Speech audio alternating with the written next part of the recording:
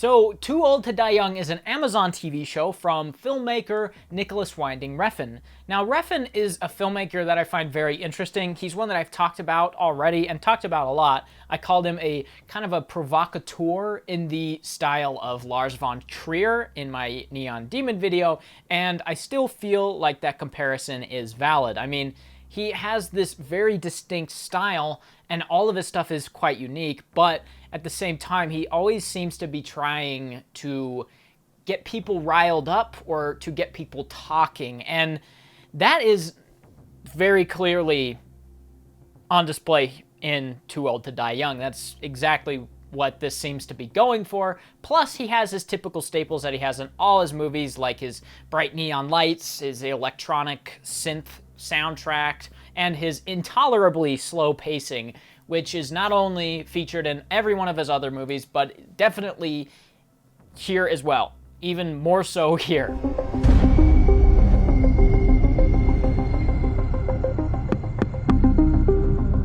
What's going on? Like I said, Refn is something of a polarizing filmmaker. You kind of either love him or you hate him. A lot of people think he's incredibly pretentious, which he is, but also find him interesting, and that's sort of where I sit. I find him very pretentious, but kind of interesting, which is why I'll watch anything he's done, including this, which has to be the most strenuous, exhausting project he's ever made.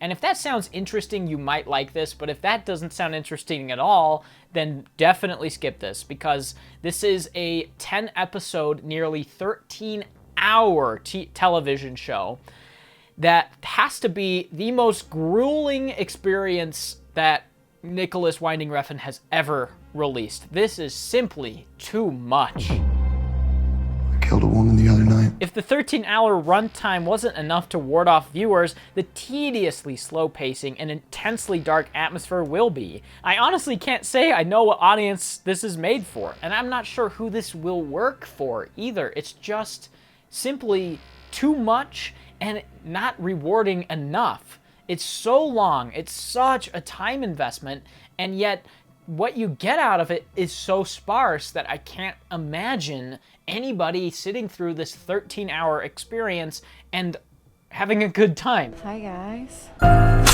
Like I said, there's 10 episodes in the show, which isn't uncommon. There's a lot of TV shows with 10 and 1 hour long episodes. That's sort of the staple now, but boy, does it not feel justified here. Basically, the show, it follows Martin, played by Miles Teller, who wanders LA solving crimes and killing people. But if that wasn't enough, there are also a number of subplots that can dominate entire episodes. There's a large plot involving the Mexican cartel, who are linked to Martin because he shot and killed one of the bosses. So her son gets revenge but ends up killing his partner and not him, which is all established in the first episode. So a pretty straightforward premise, right? Just a simple kind of revenge story. Well, no, it's not that simple, because there's an entire other subplot that is woven throughout this whole show with Jenna Malone, who is like a victim's advocate that also has a hired gun killing people at night. So you've got these three major plots that don't end up being established for 3 entire episodes. Now, mind you, if 3 one-hour episodes sounds like a lot, this show takes it to another level, because the first 2 episodes are 1.5 hours long, and the third episode is 1 hour. So it ends up being 4 hours. If 3 hours wasn't enough, the first 3 episodes are 4 hours long, and it's just the setup. The first 3 episodes are just the setup. This is sort of the best way to describe the show, is that it takes a ton of time to not do all that much. And I'm not trying to say that slow pacing is inherently bad or stretching your plot is inherently bad. Sometimes it can work pretty well. There are a lot of great slow burn dramas out there, even comedies. Slow pacing isn't a bad thing, but this show seems to relish in that it is slow. It seems to love the fact that it is so slow. And this is no more apparent than in episode 2, which is easily the worst of the entire series.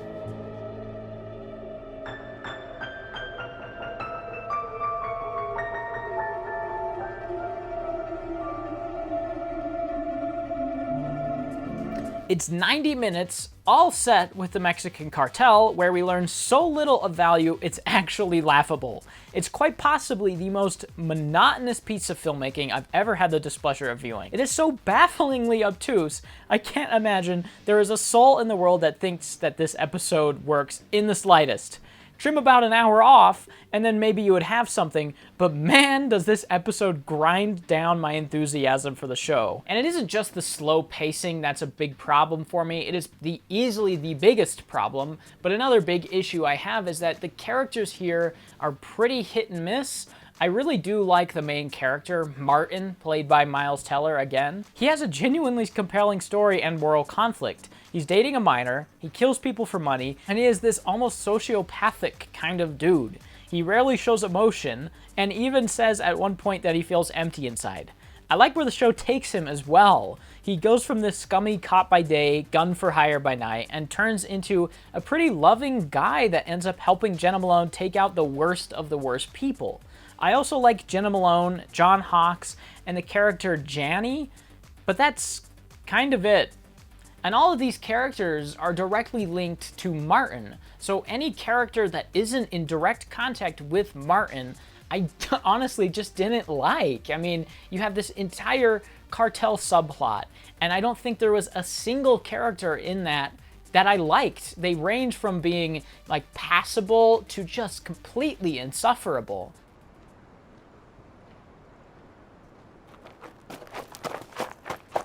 Going along with this idea of things not being fully realized or accomplished, I should mention the structure in that there really isn't one. It's pretty poorly structured, if I can even say that there is one. I mean, like I said, there are entire episodes dedicated to one subplot that disappears for 4 episodes. The first episode is about Martin, the second episode is about the cartel, and then 3 episodes are dedicated to Martin, with the cartel being completely lost. So the structure is just this mess. It's 10 episodes that just kind of feel like they're crammed together in whatever order works best. Plus, our main character, Martin, dies in episode 8, which leaves 2 whole episodes without the main character.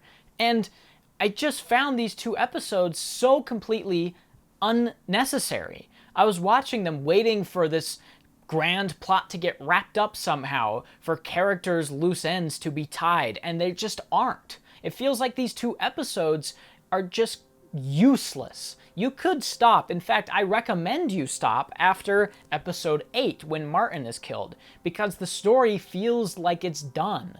Most of the main characters are gone by that point, and the last 2 episodes are just about Yoriza, Jesus, and Jenna Malone and John Hawkes going about doing things that they've done for the entire show already. Nothing feels wrapped up, nothing feels like it progresses, it just sort of goes for 2 more episodes.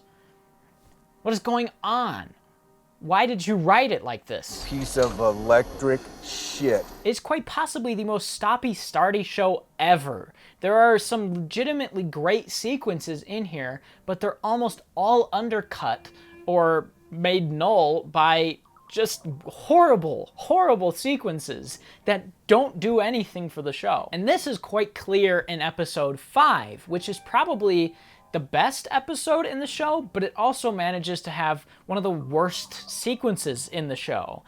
Episode 5 is about Martin going to New Mexico to try and hunt down 2 pornographer brothers and kill them, because apparently they've done some horrible stuff and he has to go kill them. So in episode 4, you learn about this, and then episode 5, he goes and does this. But the first scene in episode 5 is about these brothers, and it shows what they're going to do to this young man who is getting into the pornography industry. And so they're kind of explaining in detail, in graphic detail, what's going to happen, how much they're going to pay him, and all this stuff. And it just goes too far. I think it would have worked a lot better if it just opened with Martin going to New Mexico without us really knowing who these guys were or not. So when he meets them and finds out that they're really as horrible as they are made out to be, then it's more effective when he kills them, instead of just knowing instantly and waiting for 45 minutes for him to do it. Plus, that first scene probably has the worst line of the entire series when they get this kid to sign the contract to be in this little porn. The brother gets up, goes out, and then turns to his employees and says, "Okay, boys, rape him."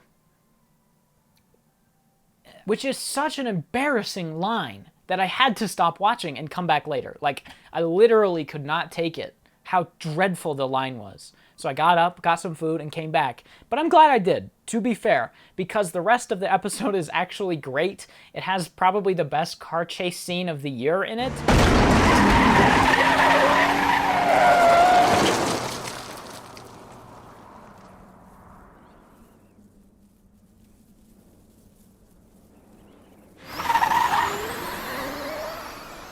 It manages to do what the rest of the show tries and mostly fails to do, which is balancing this incredibly slow pacing with things that actually happen. There's a great moment where the two cars stop and they are kind of sizing each other up. One car is out of battery and ammo, so they sit trying to figure out what to do when Martin guns it backwards and slams into them. It's hilarious and by far the most memorable sequence of the series.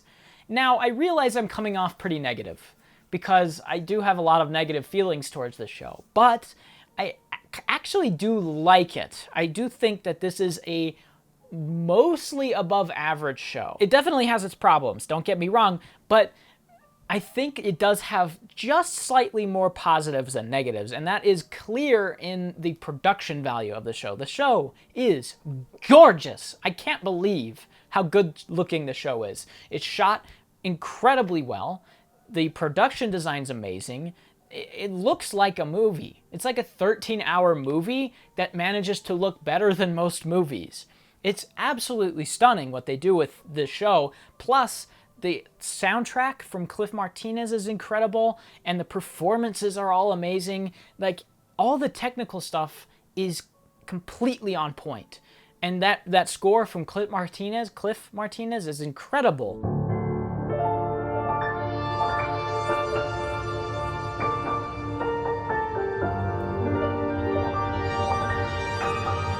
But that score, honestly, is another way that I could describe the show. The score is amazing, but it's an hour long. The whole album, on Spotify at least, is only just over an hour. The show is 13 hours. So you can see how little music is actually in this show. And that's sort of another way I would describe the show in short. When it has something great, like this score, it just doesn't use it enough. Or it decides to do other things for no reason. And that is the biggest reason why I don't like this show and I don't feel like I can recommend it. Because not only is it a complete mess structurally, it's so long. It's 13 hours long. And a lot of it feels unnecessary. There's so many episodes here that you could literally wipe away and the show wouldn't change. It's crazy to think that I could literally just take an episode and pull it out and it wouldn't matter. There's even hour-and-a-half long episodes here where I could just yank out an hour and it would be exactly the same. I understand that Nicolas Winding Refn wanted to be maybe experimental, to try new things with this different way of making film, because streaming is such a predominant thing right now. It makes sense that you would want to try it, that you would want to play around on this canvas that's so much larger than you're probably used to with just a basic movie. But it just seems like he went too far in every direction. There's a fine line between not doing enough and doing too much. And I feel like the show manages to cross that line in both directions, which is something I think very unique about the show, because there are long sequences where so little happens, I wanted to fall asleep. There's just too much. There's just too much that he's trying to say or trying to do, and it just comes off forced or preachy or just uncomfortable for no reason, which is another thing that this show tries to do. It tries to have a message. It tries to have a message about violence and what people will do with violence, and it has this message about feminism, but it handles it in such a sloppy way. It's like watching a 5-year-old try to color in the lines in a coloring book and they just get the color everywhere. It's like watching that, where you can tell that they're trying to do something. I can tell that Nick wants to have this message in there, but he just has no handle on how he wants to do it. And in fact, Kanye West and Kid Cudi managed to have this theme in one song. And they did it way better and handled it with way more tact. So just listen to the song, honestly. You could literally just listen to the Kanye West song.